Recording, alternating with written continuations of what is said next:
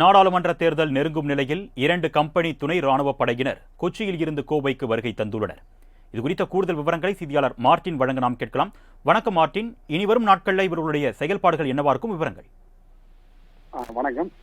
வரக்கூடிய நாடாளுமன்ற தேர்தல் பாதுகாப்பு பணிக்காக தமிழகத்திற்கு 200 கம்பெனி துணை ராணுவப் படை வேண்டும் என தமிழக தலைமை தேர்தல் ஆணையர் மத்திய அரசிடம் தேர்தல் ஆணையத்திடம் தெரிவித்திருந்தார்.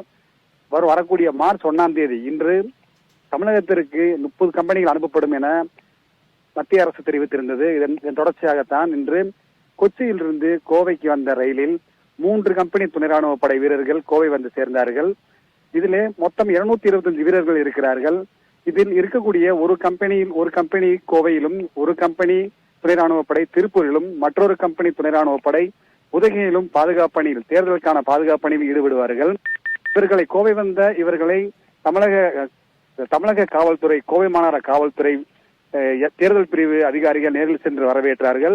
அவர்களுக்கான ஏற்பாடு செய்யப்பட்டிருந்த வாகனங்களை அவர்கள் அமர வைக்கப்பட்டு அவர்கள் அங்கங்கே அனுப்பி வைக்கப்பட்டார்கள்.